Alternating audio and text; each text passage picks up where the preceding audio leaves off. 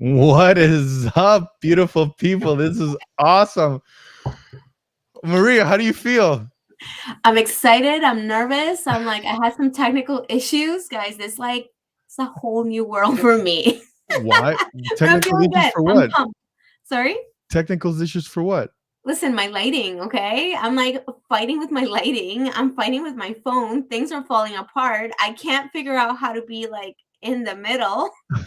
So Are you serious? I'm good. I'm good. How are Well, you, I'm Miguel? just, Come on. How's your life? dude. We were just talking about what is it? On being on fire. Yeah, our lives are on fire, guys. Yeah, our lives are on fire. You have your own thing that you're dealing with, and I got my own thing that I'm dealing with. Legit, like Mike, my husband, he was saying, he's like, our lives is like a dumpster fire. Like, he's like, yeah, sure. Like, there's black smoke coming out of it. There's like fire cracking out of it. That's literally what my life feels like sometimes. Yeah, But yeah. hey, I'm still smiling. I'm still here. I'm still alive. It is. It has been definitely a roller coaster, but things always work out. No. Yeah, absolutely. I'm a firm believer, and I know I was telling you this before, and I've told a ton of people. I'm a firm believer that when you go through difficult times, you have everything that you need within you and all the resources available around you to get through your hard. Like sometimes it just takes a little thinking outside of the box. And I think it Yeah. takes some work. It takes some like, okay, I'm gonna get through this kind of attitude. But 100%, I feel like that's so true. My life has been on fire for 2 years. I'm still N- here. Two 2 years. Yeah. Okay. So my mother-in-law passed away 14 Yeah. months ago. Yeah. She was dealing with cancer, so that was like a whole like few months before.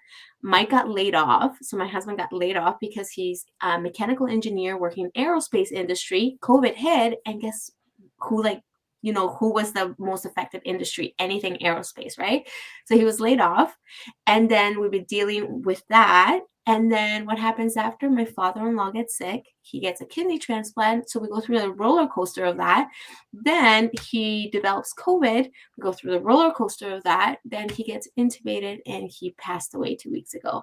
So we're dealing with a lot of things on our end, right? 100%. Like that's why my husband and I sometimes we like it's so rough that sometimes you gotta laugh with how rough things are. Like I feel bad laughing. Like, but it's either I cry or I like laugh through it. Well, not laugh through it, Yeah. but in all honesty, I feel like even though all this hard has been going through for our lives in the last couple of years, like God has been so good to us. I don't feel overwhelmed all the time. Like I would say I feel overwhelmed 20% of the time. Yeah. The 80% of the time I've developed skills that have helped me to cope with what I'm going through. They've been positive skills because I was Yeah. telling somebody yesterday, I'm like, if I didn't have these positive skills, 100% I'd be drinking. Like I would be drinking right now. Have my glass of wine, maybe daiquiris. I don't know. Like I don't drink, but I would be drinking. But Yeah. thankfully, I've been able to develop some positive coping skills. So it's been very helpful. And That's I'm still like I'm gonna have to go through my heart anyway. yeah. So I'm not gonna white knuckle it. I'm gonna embrace it. I'm gonna have the ups, have the downs, have the good cries, and try to enjoy this as much as I can. It sounds kind Yeah. of crazy to say enjoy it, right? But one of the things that I've also learned is that you can have joy and pain and sadness all at once because that's what my life is right now. Yeah. So as the people are logging in here, thank you so much for logging in, ladies and gentlemen. My name is Coach Martinez, the People's Coach, and we have here Maria Peace B. with it. Sí se puede. Sí se puede. That's it. I'm creating my own theme song, dude. And and we have here my co-host Maria B, which she claims has self-proclaimed herself as I'm just being your mindset BFF. Listen, a your mindset is everything. your That's how I'm mind still alive. your mindset BFF. I've learned now not to question it, just to like Just run with embrace it. it. What Just were we embrace just talking about? Don't white knuckle it. Embrace it. I'm embracing the name. So today we're going to talk about something interesting, but before we do, I actually have a question for the audience members here who's ever listening. Is so obviously she's for the last 2 years she says she feels like she's been on fire. My And not family. in a good way, not like in a fire momentum, like achieving my Oh goal. yeah. Nothing positive, right? or Oh, that's challenges, important. Yeah. Yeah. challenges. And so for me, what is that? Guys, make sure you say hi as you're logging in because we'll be able to see. We can give you a little shout out. Yes, yes. And then for me, something a bomb got dropped to my family, and anyways, we've been dealing with that, and so anyways, we're talking about pushing through it, but all the month of January, we've been talking about pretty much health and fitness and mindset. For the month of February, we want to shift things around, and we want to talk about pretty much finance Hmm. and what is it, and what is wealth. So right off the bat, I got a question for you. Is there a difference, Maria, between rich and wealth? Yes. Rich, it could be just money related. You can have a ton of money and still not feel fulfilled. I feel like wealth encompasses, is that our big word? I'm not sure. Encompasses, I think that's how you say it. A whole lot of different aspects. Having real wealth means financially stable. Like you can still be rich, but it also incorporates other parts of you, like your spirit, your emotions, your family, really what makes you you. So I think in my world, real wealth is not just the money, but it's everything else around you. Okay. What would you say? Yeah, I think, and again, I don't know. I can't say the. Uh, I don't want to say that this What's is your the first instinct? well. My first instinct. Okay, so my first instinct. Again, I want to preface this because I don't want anybody coming in like, oh, you're wrong, you're right. But when I think of riches, I think of the physical possession of the money, like being able to have a lot of money. So if somebody's rich, they have $1 million, they have investments all over the place or whatever. So when I think rich, I think physical possessions. When I think wealth, I think of a mindset. I think that if somebody loses everything that they have, if somebody is, like they're done, they filed for bankruptcy or whatever, so all their physical assets have been taken away, all their riches have been taken away, but their wealth, that sits inside their minds, that sits inside their heads. And so if you file for bankruptcy, guarantee that that person, he or she, is going to find a way to become rich again. And that no amount of filing for bankruptcy, no amount of challenges in life will take away somebody's wealth. Yeah, That's absolutely. my I do that's have to my agree with that's my thing. I agree with that because if you look, there's so many wealthy people or rich people in the world, but if you really study out their lives, they've actually gone bankrupt a few times, but yet every single time they've been able to rebuild their wealth. Rich people in the world. Okay. Sorry, go ahead. No, no, I was just saying about like people who have lost everything and have been able to rebuild their wealth. Like I'm part of this group. It's like an investment type group, and there's a few people who have shared their journey, and they talked about the 2008 crash and how they literally lost everything. And this is fortunes that they accumulated over, I don't know, 20 years, right? But Okay. then what happened is after the '08 crash hit, they were able to rebuild back up and even faster because all the experience that they acquired, all the wealth of information they acquired, their mindset that they acquired, they still had it. They didn't lose that. They lost a physical possession, but they were able to rebuild it, and some of them built it even quicker and they built even more. So I think that's pretty cool. Okay. So then I guess my question is, how do people obtain wealth versus riches? Or sorry, how do people obtain wealth to obtain riches? You work on yourself first. I think it's one of the things that a lot of people tend to roll their eyes. Everybody's interested in the doing. What do I need to do? And everybody potentially wants to do that. I feel like the doing is a little bit easier than the learning process, than having patience with yourself, the practicing that mindset that a person who's wealthy has. See, a person that's wealthy has this mindset that one, they're not afraid of their fear. They feel their fear, but yet they don't let it stop them. And that comes from experience, that comes from themselves putting themselves out there. So because they do that, they're going to put themselves at a little bit more risk than an average person that hasn't developed that mindset, that hasn't developed the ability to be like, okay, I'm going to feel the fear, but do it anyway, because that's Yeah. going to hinder you. So I feel like that is the biggest difference. Okay. Okay. Have you ever been so do you feel that you're wealthy now? Yes. I do actually, which is interesting enough because we are going through job loss, like 100% right now. Thankfully, we went through a journey where we really lived, like we lived in debt. Hmm. We like Mike and I got married.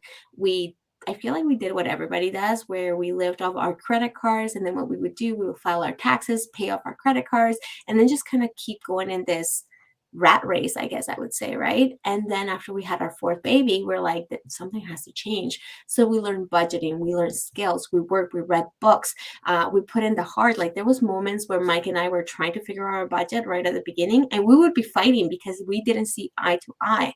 So it took time and effort for us to like kind of combine our visions and see eye to eye. But the blessing was that during that time of struggle, of like becoming one in our finances, we learned so much, and it actually gave us the ability to go through COVID, gave us the ability to go through unemployment right now and a decrease in income with really like no indent, right? We weren't in debt, we had savings, we had emergency funds. So really our emergency fund has been fueling us kind of going through this season of time of seeking employment, right? Hmm. So I think because of that, I feel wealthy. I feel like even though I have a limited income per se, that I still get to do everything that I want and even more, is now I just plan for it. So Yeah, yeah. So here's one interesting thing that I've always found. It's people have. Okay, before I answer, before I tell you how you're wrong, let me ask you this okay, question. tell me, Are please you ready? educate me on how I'm wrong. No, I'm not saying you're going to be wrong. I'm just saying before I tell you how your answer may be wrong. So everything is like Yeah. perceived. Big word, Miguel. Big I word. know I keep using big What words do we again. say about big words? My English. I'm sorry. I'm sorry. Yesterday we were watching a movie, and when my mom was because she lives with us, right? And so she was like telling our kids off, like she was like, oh, you and whatever, and she was just like going off, obviously joking, but anyways, it's her English is so broken. It's like we were dying laughing. So now she's getting even more angry, right? So she's like, hey, stop it. Hey, Jew, stop it. And oh my gosh, it was like and now I don't stop, right? So I'm seeing her and I'm making fun of her and everybody else is laughing. So now she's throwing pillows at me and trying to scratch me. Good times. Good times. That's a But yeah. Latin way. And the only reason I was brave is because she didn't have her chancleta. So we're Chancleta, good. guys. If you are, I would say if you're like Latin or you're Hispanic in any way, and maybe even other ethnicities, when you get in trouble, you got like a sandal thrown at you. Mm. I feel like that's a commonality amongst us. Yeah, it was like the sand, and I said it before, and I'll say it again. The sandal in a Latina's mom's hand is like Thor's hammer. It gets released, beats up everybody, and it just comes right back Like to that. the mom. What is it? A duotang? What are those things called? Duotangs? They're not. On the duotangs. boomerang. Boomerangs. Okay. A duotang? Seriously, that's not even a big word, Maria. That's not even a big I word. think that's a binder or something that my kids carry. It is a duotang. It's a binder, but you put paper stuff inside. Boomerang. That's what I meant. Oh my gosh. Okay. Yes, boomerang. So, anyways, what was I saying? You're about how I'm wrong. Yeah, no, I know. I was gonna ask you a question, and then before I tell you if you're yes, here it is. Are you ready? Okay. What are your thoughts of money is the root of all evil? I know you've heard it. I know people here online, they've heard it. What is your thought on money being the root of all evil? Here's my thought. That actual context is a scriptural reference to the Bible. And it's wrong because it says the love of money is the root of all evil. So there's a difference between it, right? It's not that money is the root of all evil, is the love of money that's the root of all evil. So what's the difference? Well, so again, before I tell you how you're wrong, what's the difference? Let me eat my cookie. Well, I want to be entertained and how wrong your answer is right now. Ready? Oh my God. You're killing me. Now I'm all like, okay, hold on. Why is it wrong? What was the question? No. You said, so I asked you about the root. No, what is it? Money The is the root root of of all how is evil, and you said the love of money is the root of all evil. What's the difference between the okay. money is the root of all evil and the love of money being the root of all evil? This is how I see it, okay? If we say that money is the root of all evil, then we're going to just have this association that whatever money that we have, or after a certain level, that is going to be evil, that we're going to become these awful people, like rich people, that we're going to be like me, that somehow we're going to be taking things from people who are less fortunate. Because sometimes we have that perception of people who are wealthy that somehow they cheated the system some way, that they must be doing something wrong, right? Okay. So that perception is there. But if we look at the actual scriptural references where it says the love of money is the root of all evil, the love of money means that you're putting money above everything you do. Okay. So that is Okay. right there the issue. If you are doing that, then you're not going to have ethics in the business that you're conducting. Then at the end of the day, you're going to do whatever it takes to get money. So that is the problem. If you put all your love in it, then there's an issue. However, if you love your family and you want to be so stinking wealthy because you love your family so much and you want to give them experiences, you want to give them opportunities that comes with money, then at the end of the day, that's not a bad thing. But here's the thing. I think our thought is really what keeps us stuck in where we kind of see if money is evil, then we're not going to go and pursue it. Perhaps we're only going to pursue just enough for us to have enough. But if we see money as a tool, because at the end of the day, it's a tool, right? It has no power, it has no emotion. If you see money as a tool, then if you have your priorities straight, then money is just going to be a tool to help you realize all those priorities that you have in your life. Okay. Now you go. You go ahead and you tell me how I'm wrong. You're not wrong. You're not wrong. But let me ask you. No, you're not wrong. But let me ask you. Not but. So let me ask you a question. If you see a roaring fire, and I tell you for all those who are listening to my voice, if you see a roaring fire, and I tell you go and put your hand in the fire, what would you do? I wouldn't, because I have the experience that it's going to burn me. Okay, right. So you wouldn't because you have the experience. It's going to burn you. You know physically. You know mentally. Every fiber of your being is when something is bad, you don't want to get burned. When something is there and you know it's going to hurt you, you don't want to go near because again, you're going to get hurt, you're going to get burned and stuff like that. So the minute you put a negative or a warning or a you put a negative connotation towards anything, you avoid it automatically because the body is programmed to defend itself. The body is programmed to survive. So if you see a hole and you know your limits of jumping, you know you're not going to want to jump that hole because one, if you don't make it, you're going to go down this pit, down the cliff. You know your abilities. You see fire, you're not going to put your hand in there because you know you're going to get burned. And so when people say money is the root of all evil, automatically your mind goes into survival mode.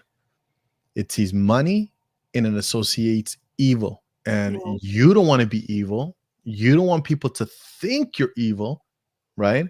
And so then, therefore, automatically your mind does everything to protect you from evilness, to obtain that money. So now you start saying to no to opportunities. Yeah. Now you don't work hard to get those promotions. Now you're just coasting. Now you're not elevating your education because with education is going to come more money, but you don't want more money because it's the root of all evil. And so all these different things. And so the minute you tell yourself money is the root of all evil, automatically the brain, the mind, the body, the soul, everything about you goes into protective mode Yeah. to survive and to keep you away from that said evil. I also think that you can't have something you criticize. It's just like something in your mind doesn't click, because if you're criticizing somebody for whatever, like let's say money, you're criticizing somebody who's wealthy and you have this negative connotation to them, then like you said, your mind is going into like this protective mode that you don't want to be seen as that. So Right. Oh, 100%. automatically, subconsciously, Yeah, you're yeah. like, even if like physically you're being like, oh yeah, I want money, I want wealth, I want this, I want the other. But subconsciously, your money, I mean, your thoughts are not going to allow you to get where you want to get because your thoughts around having that are negative. I Yeah. always think like it's so crazy how if we have a negative thought about something or someone, or like potentially a thing that we want to have, we will never achieve it because we're Yeah. critical of it. So we don't want others to do the same thing to us. Oh, no, 100%. And I mean, you take a look at all the wealthy people right now in the world, you will associate something negative towards them, right? Yeah, I know that the guy that's been taking a lot of heat right now is Jeff Bezos, I know. right? Like, poor guy. Like, I mean, again, I'm not on his side. I'm not against him. I don't know him personally and intimately, whatever, for me to start criticizing. But one thing I do know is that he way before media came and said that he should up his minimum wages, he was actually trying to push it before the media. I don't know if you know the story. No, I didn't like. Okay, so one of the things about Jeff Bezos is that he was being criticized because he was paying his employees below minimum wage or something rather. And so what ended up happening with people, what people don't know is that I think it was 2 years, 3 years before that hit the news, like how he wasn't paying whatever, he actually went to legislation and said, "Can we increase the minimum wages? Right? Can we go and then the I don't know wherever he went to said no, because if we do that, and if it gets approved, then every other company business owner would have to do that." He goes, "Yeah, but like we're not, like these people need more." And so he just said, "Forget it." And so instead of making it a standard, he actually came forward and increased everybody's pay raise to go to minimum wage, right? And then media, I don't. Then after that, the story goes foggy. I have no idea what happens afterwards. But he's being criticized that he doesn't pay his employees, that he's walking around rich and everybody else is starving. Meanwhile, he was one of the largest, biggest advocate for increasing minimum wage. Yeah. And so, but anyways, so not knowing the backstory and just going based on what the media is saying, how this guy, he's evil, why does he have to be a billionaire and all these different things. So again, going back automatically, every story that you hear about wealthy people, you associate it with negativity. Mhm. And so you, again, your body goes into survival mode. I don't want wealth. Wealth is the root of all evil. And so then they push back. And so now they're saying no to missed opportunities that they get in life, right? That's the thing too. I'm like anything negative gets shared a whole lot quicker than anything positive. So Oh, any kind of 100%. like I've seen so many people that I know kind of post these things about him and the what's his name, the guy from Tesla. Oh, Elon Musk. Elon Musk, right? And how they need to end world hunger and like all this whole bunch of stuff. But if you Google search them, you actually see all their efforts in creating better humanity and the Yeah, things that they're doing, right? yeah, And yeah. I'm like, it's so easy just to push share without actually wanting to know more about them. And then whenever you like, I remember somebody that I know posting that, and I was like, I actually just did a quick Google search and like this is what came up. The person said nothing, right? Because you don't Yeah, want to hear that. You yeah. want to hear that, like, "Ugh, they're rich.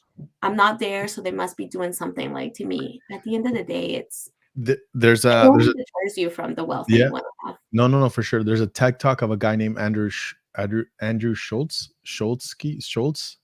Anyways, he's pretty crude. His humor is pretty, yeah, it's totally left field. But he gave a TED talk of how he was and I actually looked up the stand-up. But there's him saying that he was doing a show right before a show, a lady had a seizure. And so like yeah, she just starts going into seizure, whatever. The paramedics came in. He actually came from backstage to the table to make sure that she was okay. And she's like, honey, are you okay? Da da da. He bought the table drinks and be like, okay, just make sure she's taken care of and all these different things. And then it was his set, and so then people are pretty now like freaked out because someone almost died in that facility.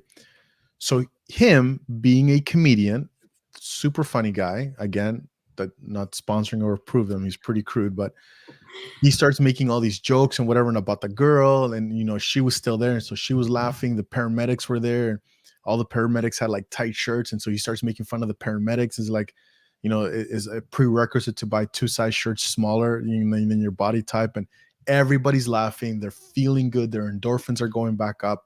So everybody's feeling good.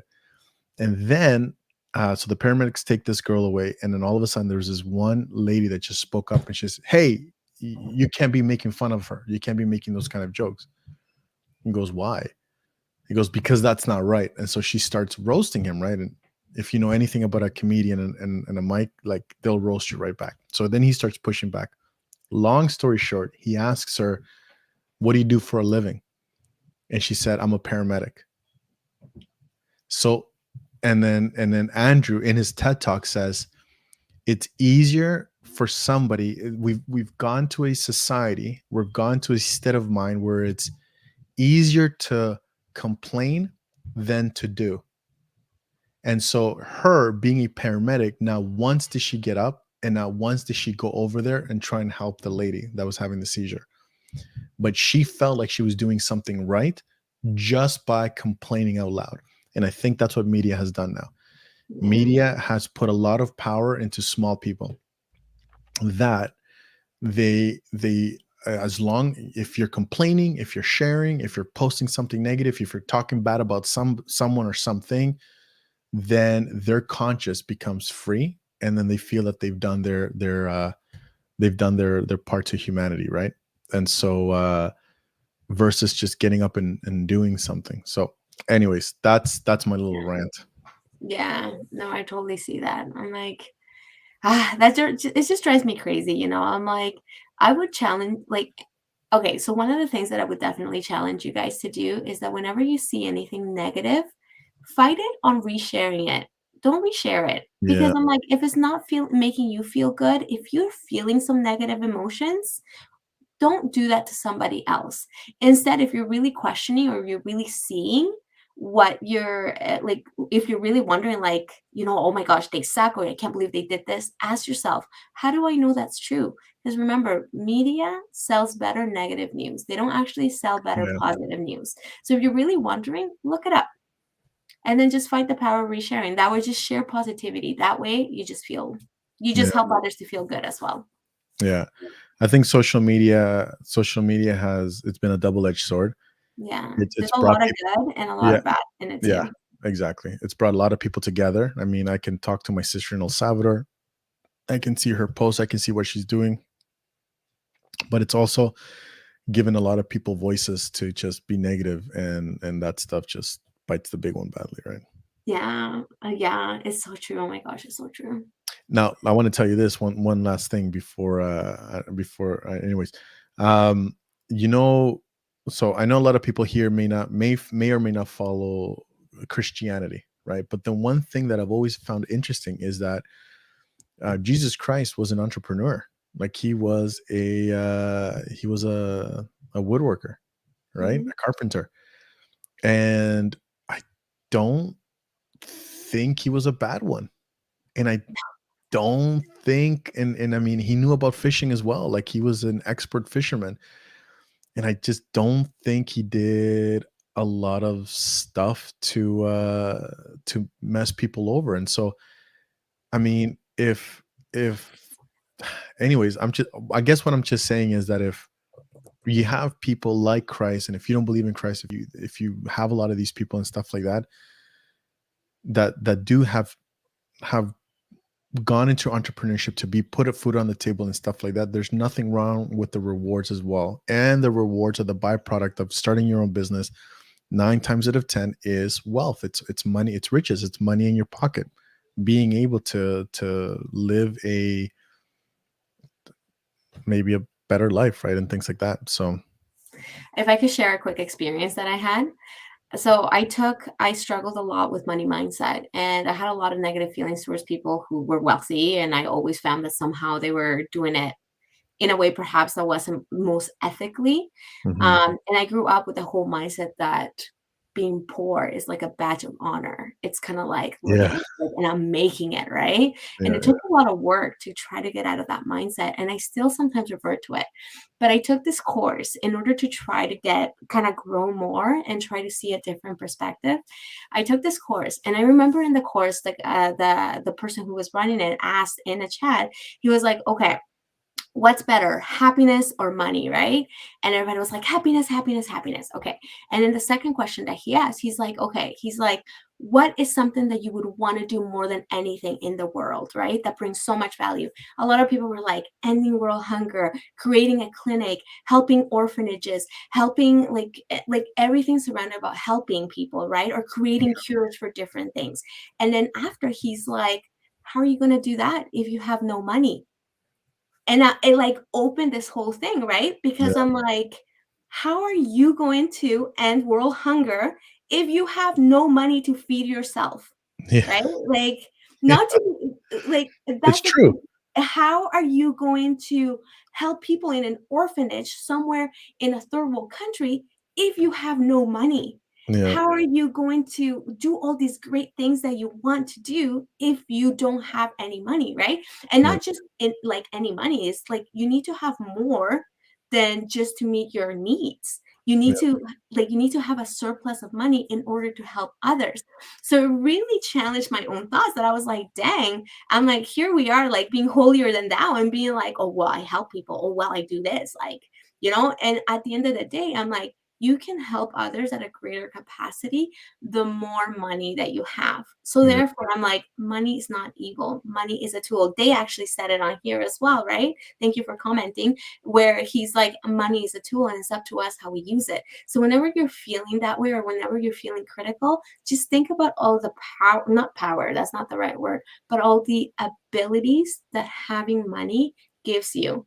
Does it give you happiness? No, but it sure creates a more assurance that you're not going to have financial stress, because guess what, financial stress also brings unhappiness, right? Yeah. So Yeah. it gives you this additional tools that you have in your toolbox, because you're like, hey, I can now pay for this and this will give me some type of comfort. So anyway, my rant, just a No, couple thoughts. no, and I 100% agree. And I 100% agree. And I think that's what the basis, the essence of this podcast was, or today's episode was, right? It's having a change in mentality. Like you can't walk around thinking that money is bad, money is the root of all evil and all these different things, because again, you're going to push opportunity away, right? Yeah. And so it's not things like that, it's not going to happen. So no, thank you so much for sharing. And Dave, thank you so much. Yeah, he says like it's a tool like money, that it can be used for good or evil. That's right. So social media, money, all these different things. So here's my challenge for everybody today, right? Like, I mean, don't shy away from wealth, don't shy away from riches, right? If you are putting money and riches above your priority of faith and maybe in family, then yes, that is definitely bad. But if you're trying to obtain wealth, if you're trying to obtain riches to better humanity, first of all, you got to better yourself. You have to be in a higher position, right? It's like it's the whole putting your mask on in the on an airplane, right? You got to put on the mask on first before you can help the people on your left and on your right. So you can't really help society just by complaining. That's going to do absolutely nothing. Yeah. The only proper way to actually help society is through finance, right? And so I mean, obtain finance for yourself, secure your position, make sure you feed your family, make sure that you're feeding your loved ones, and then use that knowledge to create or do something to help the next generation, or the generation that is struggling. Yeah. And then yeah, be a catalyst for good and not for evil. So that is my 2 cents. Yes, I love that. Be a catalyst for good. We all downplay the influence that we have in this world, and we think like, who am I? I'm not gonna like really have any influence. But trust me, you have people around you that watch what you're doing, and they don't watch to criticize you, but rather they watch just to see what you're doing, and what you do, the things that you say has a power to influence people for good. So Yeah, choose to do that. Choose to be a catalyst. Often we want to pass the buck to somebody else and being like, well, they're not doing that. That's yeah, fine if they're not doing it, but what are we doing to be better? So yeah. 100% piggyback off Coach Martinez, the people's coach. Sí se Sí se puede. puede, sí se puede, That 100%. is it. And like, I just, we just want to empower you. Be the change that you want to see in the world. 100%. Well, sure. Love you guys. Listen, thank you so much for logging in. Just before we log off, make sure that if you have any questions, you can reach us at info@mtclife.com. Also, not just that, but you can follow us on our social media outlets. So it can be whether it's Twitter now, we're starting to live stream on Twitter. Instagram, we're going to put a lot of be posting. We're going to be put some posts out there, Facebook and YouTube. So we are doing, we're trying to push this different things. And starting next week, we're going to start putting all of our audio podcasts, the things that we've been doing onto like, Spotify, Apple Podcasts, and all those different things. And We're so, growing. yeah. So you can take us with you wherever you go. So again, any questions, just let us know, and then we can just go from there. Yeah, absolutely. It's such a pleasure to be with you guys. Know that you're amazing, you're worth it, and you can do hard things. Yeah, absolutely. All right, ladies and gentlemen, take care. Bye for now. Let us know if you have any questions, and thank you for hanging out with us. Popping in here. Take care, guys. Bye.